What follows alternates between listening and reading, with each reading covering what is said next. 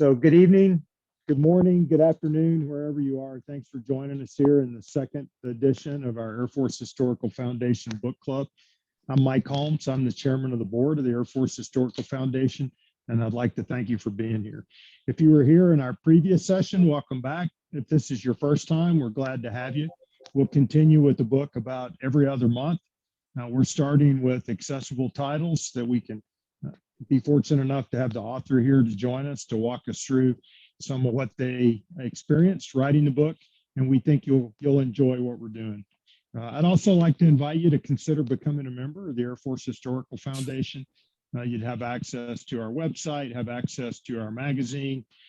We have several new projects getting started. One we call the 912 Project, which will be gathering oral histories of airmen's experiences in our engagement in Afghanistan. We'll be beginning to archive the Hap Arnold papers and make those available to researchers and anyone interested. And we're looking at new partnerships with other organizations and museums all around the country. So thanks again for joining us. And I'll hand it over to Pepe Soto to introduce our guest tonight. Thanks, General Holmes. Appreciate it, sir. Now I'm going to cover the book, Calculated Risk by John Hobbs Doolittle. And with her is her cousin, Jimmy Doolittle III. And so, Colonel Doolittle, sir, the floor is over to you.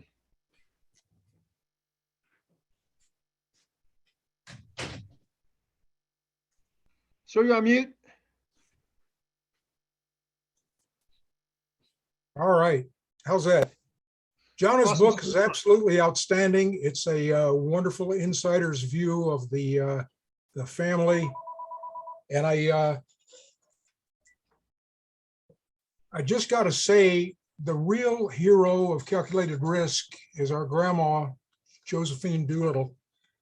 Our grandma was an absolute saint. She put up with her husband's extremely hazardous flight test and demo flying career, air racing, which nobody lived very long trying to fly, record setting, and wartime military profession. She and the kids were stalked by press reporters and photographers during the 1932 Thompson. Many household moves, military and civilian, and our grandpa's unending international travel schedule. 2 small children in the house for the initial part of it. During the big war, World War II, our grandma didn't see our grandpa for pretty close to 3 years. Our grandfather was a patriot, a gentleman, a scholar, and a warrior. I never knew another person with a better mix of humility, integrity, great sense of humor, and certainly technical brilliance. He loved solving thorny technical problems with like-minded colleagues. He was a gregarious, consummate team player, enjoyed working with people. He was a member of a lot of aviation-rooted organizations, just a few Dedalians, Quiet Birdmen, certainly the Society of Experimental Test Pilots. Most importantly, he was a family man. The title for the autobiography, I Could Never Be So Lucky Again, which is another pretty good treatment of Doolittle, comes from our grandpa's heartfelt belief that the best thing he ever did was to successfully court and marry our grandmother, Josephine Daniels Doolittle. So with that, I'll let you press on. Thanks, sir. Appreciate the comments. And our first question will be for Jonna. Jonna, this book is obviously a labor of love. How important was it for you to capture grandfather's fabled story accurately? And what process did you follow to turn his letters to your grandmother into the chapters of his life? You know, I wrote the book as a direct result of the movie Pearl Harbor, where Disney's original script had Doolittle portrayed as a foul-mouthed, not so bright Patton stereotype. And I'm not going to bag on Disney because after a lot of work, especially by Jimmy, we did get a hold of Disney and they did clean up the script. But I decided that I wanted to put out there the man that I knew growing up. And the reason I wrote the book the way I did in a nonfiction narrative is because I was teaching 8th grade at the time. And I knew that the best way to convey history is through stories. So I told it purposely in a story form. Now, I was particularly lucky because the summer before my grandmother's stroke, she came and spent a couple of weeks with me. And she'd always told me stories. She'd always relayed things that happened, personal stories, funny stories, sad stories. And I sat down at the table. I said, Granny, we have to write them down. So a lot of the stories that came from her perspective were captured that summer as she would dictate them to me, and I'd write them down. But it was really important for people to know how humble they were and how real they were, and not some stories that came from other places that portrayed them differently. Jimmy just talked about how great your grandmother was, pretty much a saint for the family. What'd you see was her greatest attribute in being the wife of Jimmy Doolittle? I think with my grandmother, if the Egyptians are right and our soul comes back to earth until it's pure light, my grandmother's not coming back.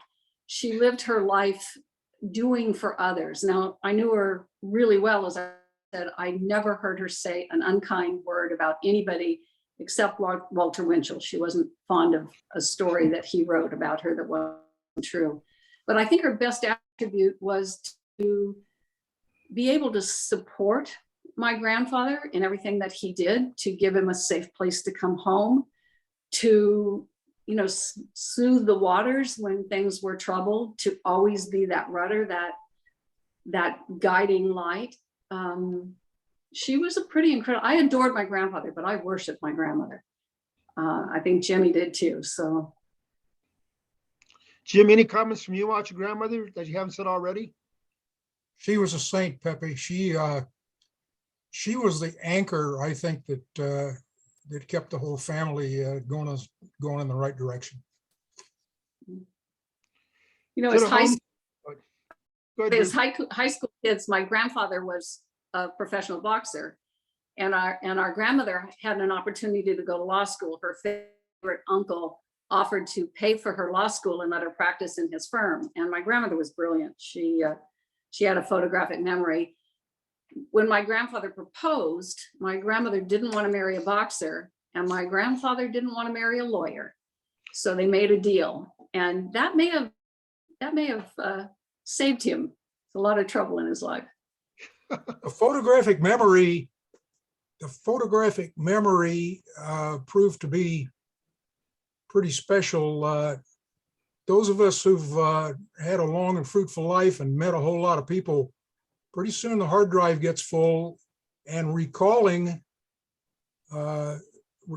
putting the names and faces together gets more and more difficult the more folks you know, and especially if you've been in the training business like I have. But our grandmother used to always whisper in the general's ear. They'd see somebody coming with their hand out and a great big grin on their face, and grandmother would quietly whisper, "Joe Bag of Donuts, 4th Fighter Squadron, Eagle Pass, Texas," and he'd stick his hand out and act really, really, really smart. Now, our grandmother was on her way to law school. It's probably arguable that she may not have been technically smarter than our grandpa, but I have no earthly doubt that she was a lot smarter in many, many, many ways, and continued to make him look good no matter where they went. Awesome. General Holmes, sir, over to you. Well, thanks. And it's a fabulous book. And I love the way you tell the story of the Doolittles through stories. John, thanks for sharing them with us. I'll try to not rock as much. I'm on a porch here in New Mexico, and it's hard to resist. But if you look at the different stories you tell, it highlights to me the different stories that your granddad and your grandmom lived. And I was impressed by the way your grandfather, and with your grandmother's help, set out to make himself into the man that he wanted to be and needed to be over and over. A boxer, a pilot, an engineer, a businessman, a combat leader. Do you think that's still possible in the world that we live in today? Can people do those many different things? And for our listeners out there, what do you think made your grandmother or grandfather able to see what the world needed and see what they wanted to be and set out to become that? You know, I do think it's possible. I think people who take the time to sit back and think about their goals, to look at the world, and more than anything else, roll up their sleeves and actually dive in and get it done, can do a lot of different things. I think you see it around you all the time. I do think the climate, sometimes the political climate and the social climate in today's world makes it more difficult. But I think people who are willing to sit down, put their buns in the chair and actually get something done can do it. Thanks, Jimmy. Anything to add to that one? Can't improve on your explanation, Boo. Well, it's an inspiration, I think, to all of us. And, while I'm on that, speaking of all of us, for the folks out there watching, we do want to take your questions. We'll have time to do that. You can type them into the chat room, and we have folks standing by that'll help us present those. But the name of the book is Calculated Risk. And Johnny, you talk a lot about calculated risk in there. But as a pilot, I kept thinking, here's another calculated risk that ended up in a crashed airplane. I mean, I've never heard any stories about a guy that walked away from as many situations. And I was wondering if you think he had extra confidence in those pilot skills and that led him to take on risks that maybe others wouldn't, because he just seemed to be really confident that he could make an airplane do what he wanted it to do, including putting it on the ground safely if something went wrong. Well, I think part of it, he had an engineering background. He had a doctorate of science in aeronautical engineering from MIT. And Jimmy, I think you'd agree, everything he did, he pretty much looked at all the possible outcomes and planned ahead. And I think most good pilots do that. What do you think, Jim? I'm taken back to the description of the time between the wars when the Air Service was desperately searching for some good press. They were searching for some meaning for the Air Service. They were searching for appropriations. Certainly, in the book, in his very early aviating days, he did some wild things. The Cecil B. DeMille films of him landing, riding on the axle between the wheels on the DH-4. If you're trying to record set, if you're trying to do an experimental flight test, there's lots and lots and lots of unknowns, and a lot of them are unknown unknowns. You just don't know. You just don't know what dragon you're about to tickle. The Air Service and civilian pilots making record attempts sometimes found things that they didn't know they were going to find. And I can't believe, like you say, first doctor of science in aeronautical engineering from MIT, I can't believe that our grandpop ever took off in an airplane and just maneuvered willy-nilly with the expectation that his superior flying skills could get him out of any situation. There was the problem in the Travel Air where he encountered what we know now is called air elasticity and fluttered the ailerons and ultimately folded the wings off the airplane, and he got out of the airplane with one swing. There were the problems with the design deficiency in the super solution where he got the landing gear up. Very, very early design and retractable landing gear, would have made the airplane really, really fast, but he got the landing gear up and couldn't get the landing gear back down. The dead sticking the Corsair between the trees there in upstate New York while he was with the Guggenheim Laboratory. I think everything he did past his very, very early and premature days flying. I think everything he did was with very, very careful planning and very cautious, and what we call in the test world a build-up approach. Don't try to eat the elephant in one bite. So no earthly doubt he was a great stick and rudder man, and I don't think he approached anything without due regard. Thanks, John You know, and Jimmy. Pepe, go ahead. Go ahead, John. I was just going to say, I think Granddad, you know, one of the things he did too was he spent more hours doing things in airplanes than most pilots. And when he got in trouble up at Wright Pat for flying in weather, you know, he flown that route so many times he could tell you how many cows were in every field. So he also worked stuff beforehand. You know, he knew his terrain. He knew where he could go if he had a problem. Thanks, Pepe. Thanks, sir. Kristen, you want to read the first question from the field? Sure. This question is from Bill. Bill, would you like to read your question, or would you like us to read it for you?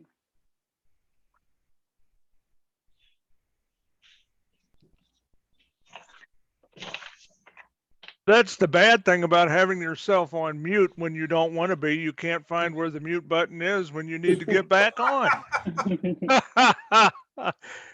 Thanks for taking my question, guys. I just put up, I'm a volunteer at the Air Force Museum, and know that the general spent some time at Wright Field, not only from watching the movie, but our display of the B-25 that we have has a mannequin of the general supposed to be talking to the admiral as he was flying on the Hornet to Tokyo. But did you find anything, or was anything ever mentioned about the general's time at what was then Wright Field, that's now Wright-Patterson, that's memorable to you, besides, you know, as you just mentioned, flying without permission and knowing all the cows in the fields and planning? Did the general ever mention anything about Wright Field in his time here or not? Jim? I think that contact flying is what he was doing, which what an awful lot of guys in Alaska do when you don't really have visual meteorological condition weather. You can contact fly if you really know the canyons and the widowmaker trees and where the riverbeds turn.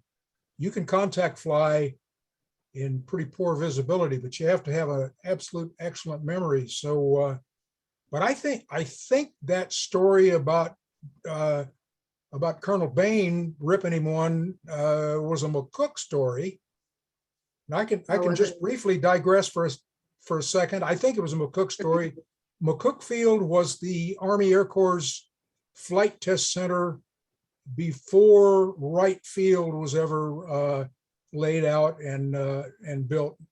And McCook was an interesting place back in the 20s, the early 20s, when airplanes had low wing loading and slow landing speeds. McCook Field, which was right on the edge of downtown Dayton, was just fine. But they finally had enough people run through the fences on the edge of McCook that they painted a great big sign on the roof of one of the big hangars that said, "This field is small, use it all." So don't come in a little fast and don't float and don't fail to get your airplane stopped and do an arrested landing on 5 strands of barbed wire. So I don't know specifically the explanation of the story of the question you want to ask, but I think it was a McCook Field argument that he had with, well, it was a pretty one-sided argument with Bain, right?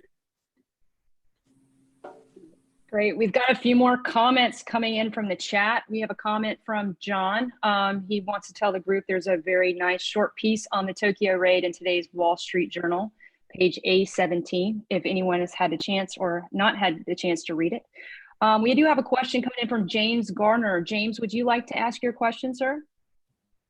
Yes, thank you. I'd like to ask both Jonna and Jimmy, can you share a favorite memory of a time you personally spent with your grandpa?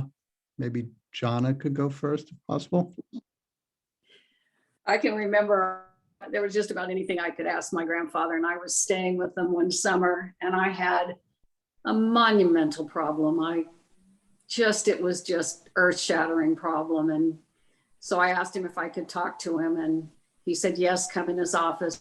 He had an office in the house, and he sat down on one side of the desk, and I sat down on the other side of the desk, and I started to pour my heart out to him. And he said, just a minute.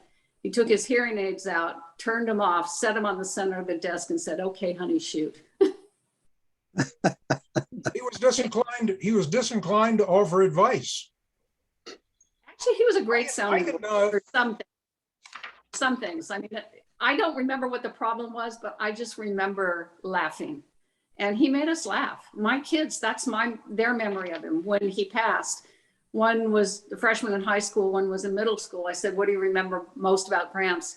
He was funny. He played with us. He made us laugh. Not a bad tribute. But Jimmy, you did a lot of stuff with him. So our grandpa grew up in Nome, Alaska, really, really, really out in the middle of nowhere. He grew up in the outdoors in the first decade of the year 1900. So he was an outdoors kid. One of the things in the book there talked about the kids. The kids used to go out and run impromptu marathons and run a long way for their own amusement. I was privileged to spend a whole lot of time together with my grandpa and with Boo's two brothers, and sometimes her dad, my Uncle John. I was privileged to spend a whole lot of time with that part of the family in the field, hunting doves, hunting quail, spent more than a couple of delightful mornings in a duck blind, watching a bloody red sunrise come up, hunting. We hunted pheasants in a little place near Willows, California, upstate from where I am right now in Palmdale. Hunted quail and doves near Yuma, Arizona, with and some of the folks that he started hunting doves with in Yuma were American Fighter Races kind of guys, Sid Woods and Jim Barkley. Hunted down in Baja, California. There was a wonderful duck club not very far from Edwards Air Force Base. I had 3 tours at Edwards, so I spent more than a little bit of time at Waygas Ranch. And there was always a get together the night before we'd go out and climb in the duck blind, and we'd have a little snort and tell some good stories, outdoor stories. And some of the most pleasurable times I ever spent in my life were times in the field and in a blind with my grandpa. And the one thing I can remember absolutely indelibly, when I first started hunting, I was a teenage boy, and he offered me the only kind of advice he ever offered. And he says, son, make sure that you're a good citizen in camp. Go pick up the stuff, go clean up the stuff, go do dirty dishes, go haul the trash away, and, you know, be the best citizen in the camp, and you'll always get invited back. Good advice. I had the distinct pleasure, I think, of saving my grandfather's life. We were hunting with a pal of his named Gilman down in Old Mexico. It was a bluebird day. We were walking up a great big broad draw, and I heard a buzzing noise. I was about maybe 25 meters away, 25 yards away. I heard a buzzing noise from a bush that he was about to step across. And I yelled at him and I says, Grandpa, what is that noise? And he said, what noise? And I'm convinced from flying short stack B-25s and B-26s, R-2600s, R-2800s, flying short stack loud airplanes, he was completely deaf in the frequency that it was a great big diamondback, Pacific diamondback rattlesnake. And I waved my arms and yelled at him, and he stopped probably less than a pace from this bush. We looked in the bush, and there was a snake head about bigger than a golf ball. It was, and all you could see, the snake was exactly the same color as a creosote bush, and all you could see was a little red snake tongue sticking out of the snake's mouth. So he undoubtedly would have gotten snake bit, and undoubtedly, you know, you don't just instantly recover from a really bad envenomation from a snake that's of any size. Sometimes you lose a limb. So anyway, that's a time I was glad I was hunting with my grandpa. That's fantastic. Thank you, Jimmy. We have another question in the chat now coming from Christina Oles, who was our special guest author in February. Christina, great to see you again. Would you like to ask your question? Hi there. Can you hear me? Am I on? We can hear you. Okay, great. So my question, both for Jonna, hi Jonna, hi Jimmy, for both of you, being Air Force brats as you were, and knowing and loving your grandfather as your precious grandfather for a certain amount of time in your childhood, when did you become aware of his fame and what he had done? Do you remember how old you were and how you found out about it and how you felt about it? You always knew that he was well known, because if you went out to dinner, people would come up, or if he came to visit, the press would come. I had to be an adult to appreciate his accomplishments. I had a little bit of an advantage because they had this wall of pictures in their hallway, and I would go down the hall with him. He would never really talk about himself, but you could get him to talk about other people. And I would point to a picture and ask who it was, and he would tell me that story. So from that, I began to kind of put together that he had some pretty interesting friends, but I really had to be an adult to appreciate the magnitude of his contributions. I tell you the thing, because I asked the question, you know, Gramps, what was your greatest contribution? What do you think it was? And he said blind flight. Hands down, he thought that work was his most important. Jim? Well, being the namesake of it, every time I was introduced, the obvious question would come. So I knew pretty much from the age of reason that I was a offspring, that one of my ancestors was a pretty important guy. I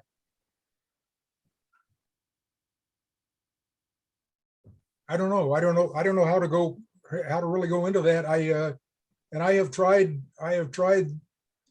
It turns out that I spent my life flying. I'm in my fourth flying career.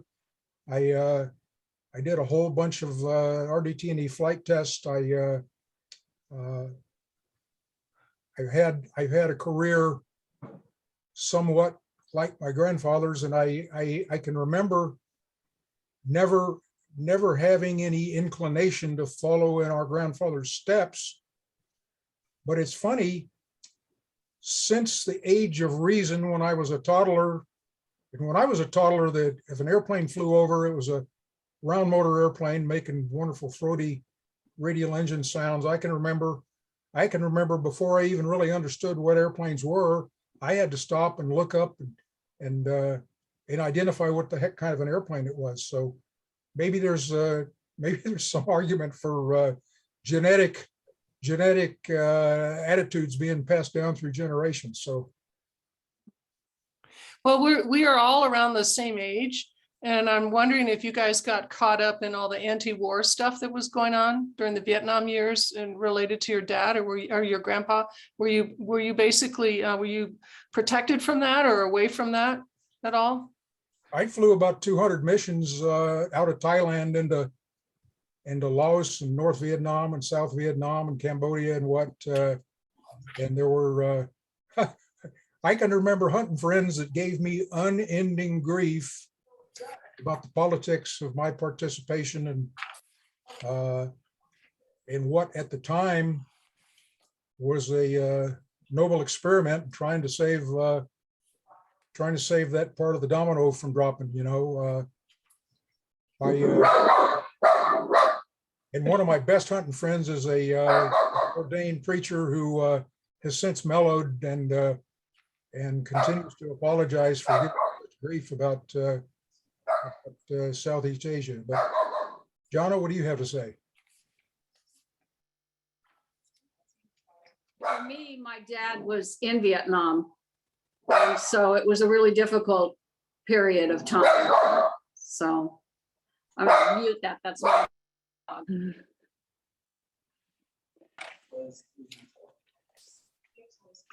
Thank you. Thanks for thank your you. answer. Thank you, Christina. We have another question in the chat from Bill Strandberg. Sir, would you like to ask your question? Yes. Hi, Jonna. How are you? I was a young lieutenant at Travis, and your dad came over to speak to the Dedalians. I was on alert in my flight suit and was in line waiting to see him along with everybody else. Your grandmother got out of her seat, came down, asked why I was wearing a flight suit. And when I said, well, I was pulling SAC alert here, she pulled me out of line, took me down and introduced me to your grandfather. And I was just wondering if she took that big of an interest in all of the young folks that hung around or were assigned with your dad in all of his various jobs. Was she always that kind and caring for the young guys? There's a story that goes all the way back to San Diego during World War I, where he was getting in a little bit of trouble for doing things, and basically Bob Worthington, his commanding officer, suggested that my grandmother move down there. They were already married, and their house was always filled with pilots, was always filled with young people. The Raiders, all of the Raiders called her Mama Joe.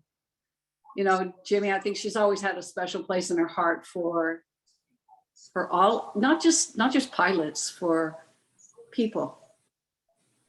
And she could create a 7-course meal for 20 unexpected guests out of a potato and an onion and you know, and a teacup full of leftovers. She was an absolute wizard in creating enough to eat for and our grandpa was forever bringing home stragglers. I mean, he was forever coming home with and because they pretty much had the only home. The rest of these poor guys are living in a bachelor officer quarter someplace and eating in a mess hall, you know. So.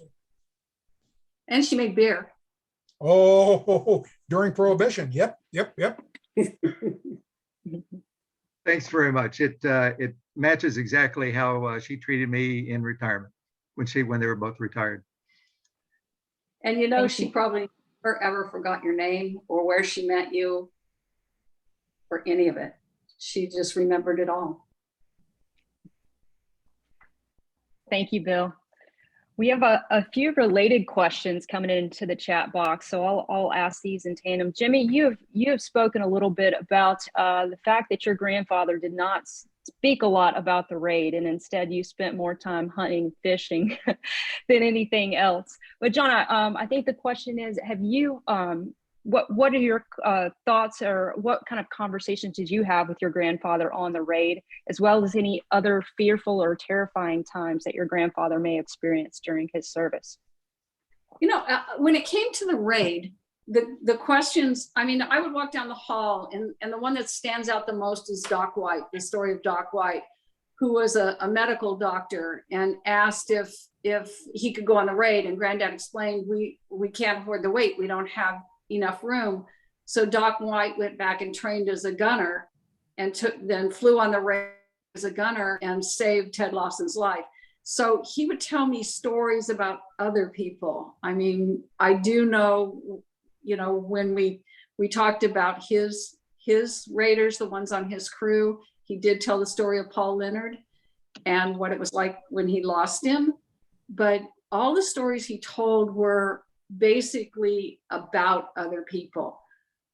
So he never really related, except to one time say how difficult it was when he could no longer write to the family of everyone who was lost. And he did that up until he was, I think it was maybe even the 8th Air Force. Anytime something happened to one of his men, he wanted to be the person to write home. And when he couldn't do that, that bothered him. And he wrote these incredibly philosophical letters to my grandmother that really told how he felt. For example, when he couldn't fly with the crews anymore because he'd been briefed on something. Ultra. He would wait for the heavies to come home. And what it was like, he would write about what it was like when he couldn't be there with his crews. What about you, Jim? It's interesting. It's interesting. Our grandpa never volunteered any information about any experience in World War II. He never talked about the 8th or the 12th Air Force. He never talked about flying combat. He never talked about flak. He would speak with a big grin on his face. He'd talk about the good old days at McCook Field, which was wonderful technical problem solving with airplanes, engineering and flight tests. He talked about flying the blind flight experiments. They were working with the Sperry Gyroscope Company, and they were working with the Guggenheim full flight laboratory. He talk about stuff. He talked about Roscoe Turner, who was one of the most flamboyant. Roscoe Turner was the guy who had the young lion that flew around with him. He named the lion Gilmore, and the lion used to get very agitated when there was turbulence and climb up in his lap when he was flying in the weather. But he never talked about World War II. And I think I've done a boxcar load of reading about World War II, both in the Pacific Theater and the ETO. And one thing I learned not long ago, Doolittle got in a position of having to make some very, very difficult decisions. Philosophically, he wanted to win and end the war as quickly as possible with the minimum loss of life. And the 8th Air Force, believe it or not, the research I've done, the 8th Air Force lost more than twice as many killed in action during World War II as the entire United States Marine Corps. So the 8th Air Force was 7 and some fraction, and I hope Dick Hallion's listening and can correct me if my numbers are wrong. The 8th Air Force lost a little under 8% of the total crews killed in action, and the Marine Corps was about 3%, 3 and some fraction. And that has to have weighed horrifically terribly on him. Boy, that's a dangling participle if there was one. But that was a terrible millstone to be dragging around, you know. So I don't know, does that answer the question? I think so. Thank you both for that unique perspective. While we're there, I'm going to butt in and ask Jimmy and John about one of those decisions. You know, as I grew up in the Air Force and studied, and we looked at the things that had to happen before the Normandy invasion, kind of primary on that list was the destruction of the Luftwaffe. We couldn't get across the channel if the German Air Force could still defend the approaches across the channel. Johnny, you talk about the decision your dad made as the 8th Air Force commander, where they had tried letting fighters go sweep, but the Germans wouldn't come up unless the bombers came up. They tried having them stay very close to the bombers, and they could protect bombers, but they couldn't kill the German Air Force. and your dad against conventional wisdom. And as the outsider in leadership, the guy that had spent the interwar years with Standard Oil instead of, in San Antonio or places with the rest of them, made that decision. Can you talk a little bit about that decision? That seems to me probably the most important decision he made at 8th Air Force, and perhaps the hardest one that he had to make. 2 nights ago, I had dinner with Bud Anderson. Oh, And Bud is a triple ace from World War II. And I was speaking at a dinner and basically asked Bud, what did that question do? What did that decision do?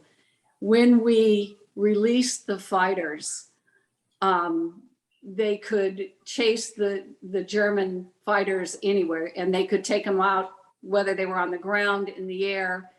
And that decision pretty much alone ended the Luftwaffe, because the attrition was so high they couldn't replace their experienced pilots fast enough. And Bud will also point out, it wasn't that decision alone, but it was this little bitty airplane called the Mustang. And I think Granddad's thumbprints are a little bit on the Mustang, because without the 100 octane fuel, that engine probably never would have been developed. I'll throw it to you, Jim.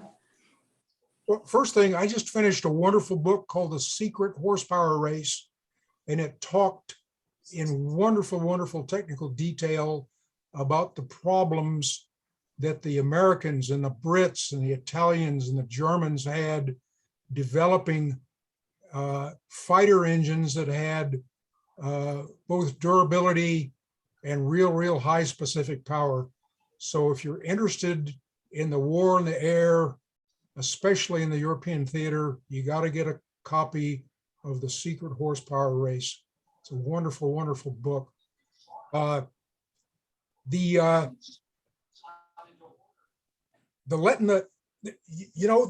didn't just abandon the bombers. They didn't just simply abandon the bombers. The fighters, and by the way, the fighters belong in an offensive role. There's nothing worse you can do. There's nothing worse you can do than to hobble your fighters and place them in a defensive role. The fighters, if you want to win the war, you need to get your fighters on the offense. So the fighters mostly stayed with the bombers until they had at least a survivable ratio of opponents. And then they went off and they went and found, like you say, they went and found the Focke-Wulfs and the Me-109s and the Heinkels and the little Me-163 Comets, and found everything they could and shot the hell out of it. And that was the beginning of the end. The Germans were putting, towards the end, the Germans were putting fighter pilots in Me-109s with about 25 hours of total flying time, which is barely enough to solo in a light airplane in the United States of America. But so the changing of the minimum number of missions from 25 to 30, and the changing of the mission of the fighters from bringing the bombers home to destroying the Luftwaffe are probably the couple of most pivotal things he did in 8th Air Force. And both started out as extremely unpopular things. Yeah. Adolf Glan visited Gramps just before he died, and that's what he said basically was that decision ended the Luftwaffe, according to the German ace. Thank you both. Okay, a question for you two guys is, you talk about fighters and bombers and test aircraft. Your grandfather flew everything. And we talked about flying. Did you have any aircraft he specifically was more fond of than the others of all the planes he flew? Jimmy, this is more of a question for you, but the only plane he ever bought was the Super Solution, right? The mystery ship. So you're muted. Jimmy, you're muted. I wish I had a mute button with him. I don't. Jimmy. Let me turn the question around inverted. Okay. Let me talk a little bit about the airplane that he was least fond of. And Peppy, when I'm done here, I'm going to take I got a litho up here on the, wall that I'll text you a photo, and it's Doolittle looking at the Granville brothers' little GBR1, which won him, the GBR1 won him the 1932 Thompson Trophy race. It was a closed course race. It was a meat grinder. It was, and it was a horrifically difficult airplane. The airplane had boxcar loads of horsepower. The airplane had speed. If you know anything about the F-101 Voodoo, the Voodoo was a second generation jet fighter that had absolutely phenomenal performance. It could accelerate, it could climb. It wasn't a turning and burning airplane. If you turn and burn very much, the T-tailed airplane, just like the 104, the T-tail would get you departed. But the GB was all afterburner and no rudder to speak of. The airplane was fast, but stability and control wise, most of the Granville brothers airplanes killed everybody that flew them very much. So Doolittle was preparing, I guess it was the Super Solution that he couldn't get the gear down. He was going to run the Thompson Trophy race in the Super Solution with a retractable gear, and probably would have won. Maybe not. Whether Granville killed all his test pilots, and Doolittle ruined the Super Solution. So I think Granny Granville called Doolittle up, or vice versa, and the conversation went. I don't have an airplane. You don't have a pilot. How about we cooperate? And so Doolittle hopped on the train and flew to Springfield and grabbed the GBR1, which had a boxcar load of horsepower and no stability and control. And he walked around the airplane and inspected it very carefully, climbed in the airplane and flew to Cleveland. And the next day he exercised the airplane. He climbed up to 5,000 feet. Now, the Thompson race was probably done at a couple of wingspans, but he who maybe back when he was a brand new pilot wouldn't have climbed to 5,000. He climbs to 5,000 feet and he does a practice pylon turn. The airplane had absolutely no natural stall warning. It had no artificial stall warning device. The airplane snapped, it stalled and snap rolled and spun, and he used up about 4,000 of the 5,000 feet getting the airplane spin recovered and pulling out of the ensuing dive. And you know what happens if you pull too hard after you've spin recovered? You get a secondary stall, you get another snap and spin, and it's all over but the smoking hole in the ground. So he was quoted as saying, this is an airplane I gotta fly with kid gloves. The airplane had such blinding speed performance, he was able to fly the closed course, the Thompson, outside the course. He didn't get real in tight when the pylons and turn the square corner going for the next pylon. He flew a bigger race than everybody else did, and still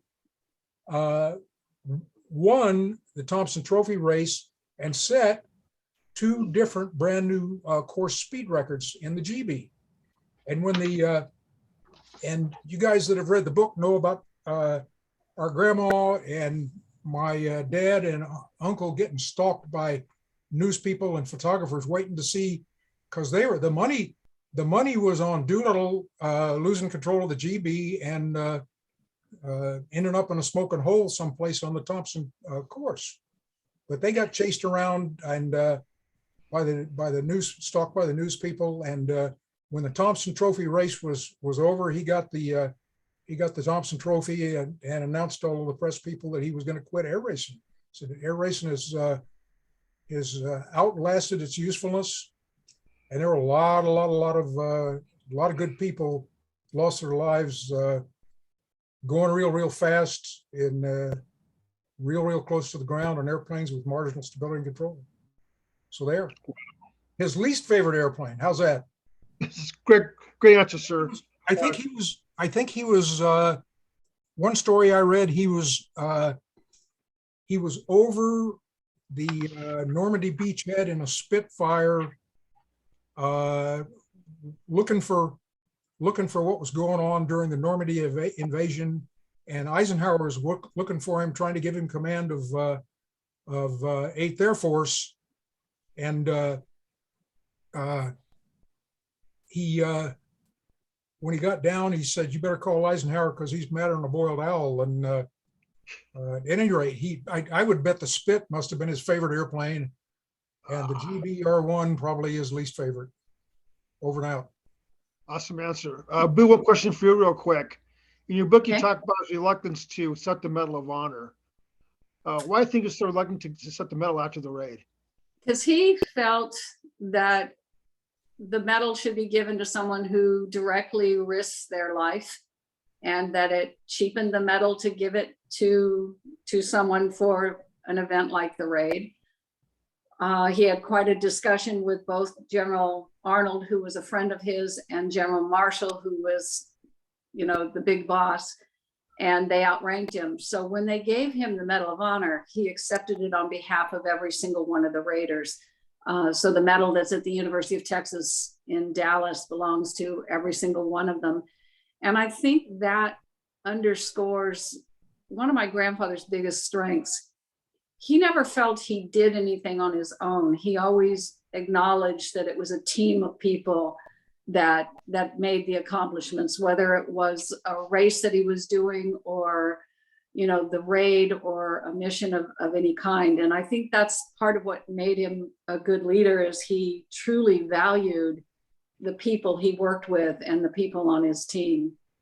But yeah, the funny story about my grandmother, Jimmy, that one where she had to come across country. Go ahead. Well, I was gonna tell the story about Doolittle being in the backseat of the staff car with General Marshall and General Hap Arnold, and Doolittle kept questioning him, where are we going, or what are we going to do? And they said, Doolittle, President Roosevelt's going to give you the Medal of Honor. And he said, well, wait a minute, what about the rest of my boys? And he had a highly developed sense of fairness.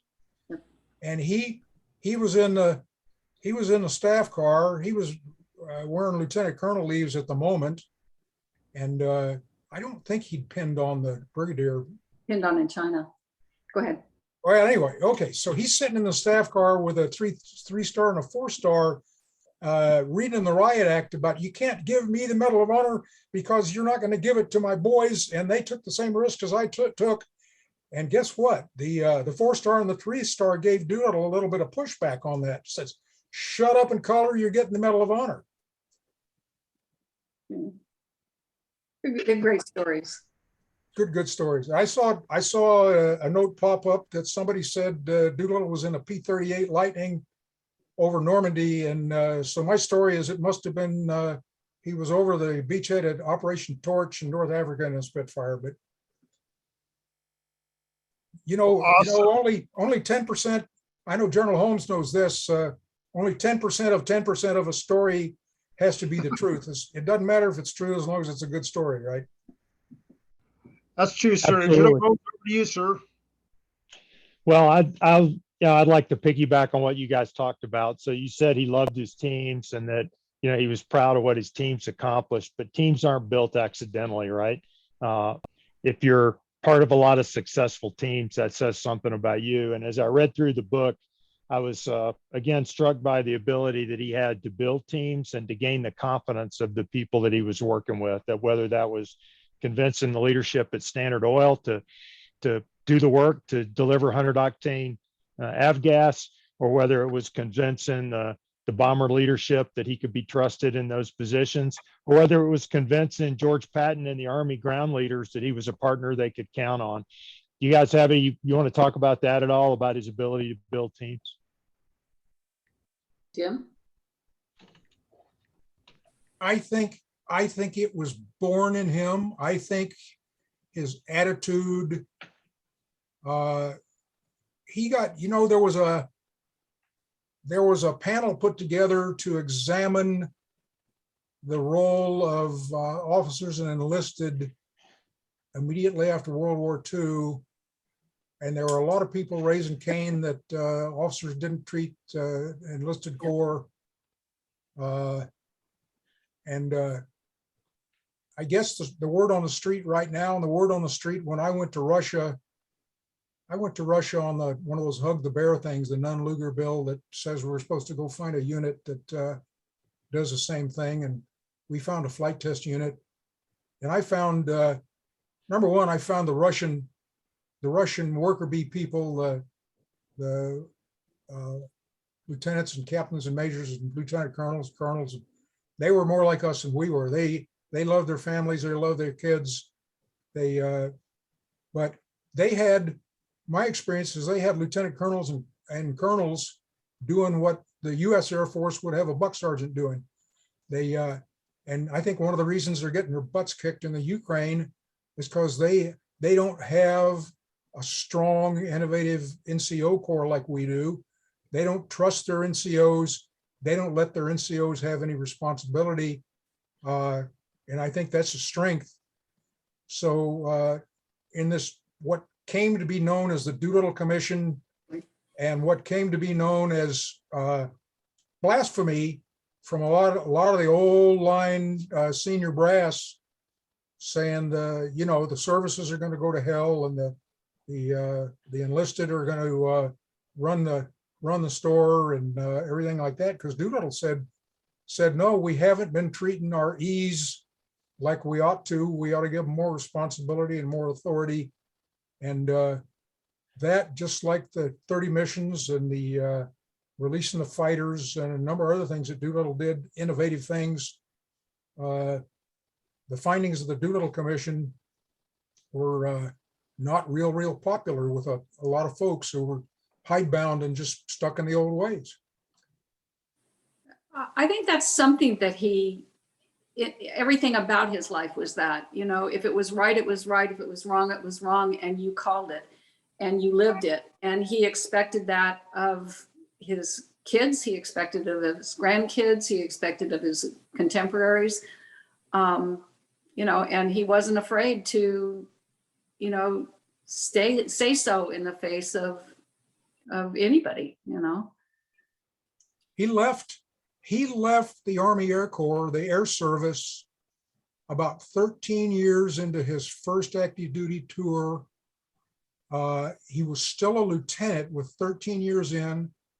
It was a tail end of 1929 or 1930 that one thing he found is he was supporting his bride and his two sons and his mother and his mother-in-law, and he couldn't make ends meet on his active duty lieutenant's pay. Between the wars, people who stayed in were marching around with broomsticks and wooden rifles, and there wasn't enough pay and appropriations. There wasn't enough hardware. Wasn't any software yet, but there wasn't enough hardware for them to keep body and soul together. That families were eating in the mess halls. So he left the service. And by the way, he had to resign a regular commission and immediately took a reserve commission. And if I'm not mistaken, he became a reserve captain and a reserve major. And he came back. Hap Arnold brought him back into the service in 1940 when the stuff was hitting the fan with Hitler going into Czechoslovakia, and Battle of Britain was about to happen, and Hitler was going into Poland. He came back on active duty after touring around Germany and seeing the production of a whole lot of little fast airplanes and bigger bomber-sized airplanes that were, oh yeah, those are sport airplanes, and those are civilian transports that I bet they had Bombays on them, but and he came back in 38 and 39 and talked to Hap Arnold and ultimately volunteered to come back on active duty. And I think he came back on active duty as a major and very quickly was a lieutenant colonel. Am I right, Boo? Mhm. And then talk about unpopular to leave the service for 10 years and to get promoted, actually ended up getting promoted past his peers as a reserve officer, and then got stuck with converting a whole bunch of automotive plants. President Roosevelt wanted 50,000 airplanes, right? He got stuck converting a whole bunch of automotive plants into aircraft plants, well run and like that. Anyhow, go ahead with the next question, I suppose. Well, I got the last question before I pass on to you, Boo, for some final comments. And that is that, what words of wisdom do you think grandfather would have today for our airmen serving in 2022? Who? His philosophy of life was to leave the world a better place than you found it. And he believed in the golden rule. He believed in being the best person that you could possibly be. And I think he would encourage today's airmen with that exact same philosophy. You know, he used to say country, job, family, because without your country, you couldn't have your job. If you couldn't have your job, you couldn't take care of your family. And I think that, you know, that was his whole mission. Everyone has something they can give. Everyone has something that they can contribute. And whether it's writing a poem or building a bridge or serving in the military, and he would tell you to do it and do it to the best of your ability. Jimmy? You know, it's a very, very different world right now. There was a wonderful TED briefing that talked about the 1%, and currently, I think there's maybe in the order of 0.5% or 1% of the entire population of the nation has ever been in the service or ever had contemplated being in the service. It's a very, very, very, very different nation right now. And it saddens me to see, well, the last time the nation had any inclination to be unified was, I think, in World War II. I think it's a very, very difficult time. I think it's there's a time of a lot of polarity. I think you go back to the golden rule and trying to do the right things, and I was saddened to see that a whole bunch of Air Academy cadets just got thrown out for apparently there was a gargantuan cheating scandal, and I think the cadets are probably just a mirror of all the societal problems that we have already. So I don't know. That's a pretty big tiptoe around the mulberry bush. I don't think I answered the question. Good, sir. Okay, Boo, floor is yours. What I wanted to say at the end, I wanted to thank everybody for coming and for supporting the Air Force Historical Foundation. But I wanted to say a particular thanks to Jimmy. I know that Jimmy does not speak in public. He does not like to do that. And I just want to sincerely thank you in front of everybody for being a part of this today. You have wonderful stories, and thank you for sharing them. I do have one more thing to interject. At the tail end here, there was a space question. There was a question about space and the new separate service, Space Command, Space Force, and what Doolittle would have thought of the Space Force. In 1961, when I was just a teenage sprog, I have a very, very vivid memory of sitting on a sand hill not very far away from one of the space launch facilities at Vandenberg Air Force Base, now Vandenberg Space Force Base, sitting on a sand hill with our grandfather, watching the locks boil off on the side of a Thor booster with an Agena second stage. And the mission was Discoverer 23, which Pepe assures me is no longer classified. And I think it was a KH-5. And what they told me at the moment, it was a research scientific satellite, not reconnaissance bird. But we sat there, and this is about a year after Fred Crawford hired Doolittle to be on the board of Space Technology Laboratories. So, and Space Technology Laboratories spun off Aerospace Corporation, did it not, Boo? And both of which were kingpins of Department of Defense efforts to get into and intelligently get into the space race and put some good hardware into orbit. I think it was a KH-5. And back in those days, the reconnaissance satellites were ejecting little celluloid film capsules, which re-enter as tiny little baby re-entry vehicles at like Mach 25. And if it was night, they'd probably look like a meteor. Then pop a chute, and the C-119 would fly by and grab it, and they'd take it to the photo interpreter guys. And now Discoverer 23, it turns out, despite the fact that Doolittle developed some of the early attitude instruments, the gyros were tumbled in Discoverer 23, and it ejected its little capsule full of celluloid film up into a higher orbit. So the C-119 couldn't get up there and get it. But at any rate, Doolittle was up to his Adam's apple in the space stuff in 1959, 1960. And remember, it was only 1957 that everybody's wringing their hands over Sputnik. Holy buckets, the Russians have put something in orbit. And the real reason you worry about something in orbit is because if you got a booster that can put something in orbit, it can also put a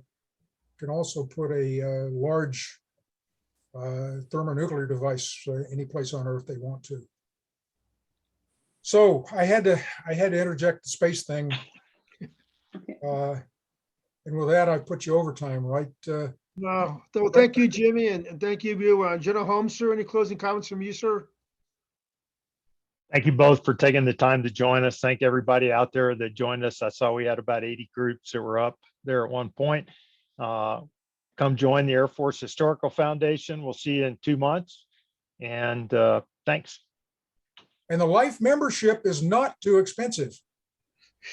That's right, Jimmy. Thanks so much, everybody. And we'll talk to you guys next month about the book in June. Thank you. Thank you, Pepe. Thank you, General. Thank you, Boo.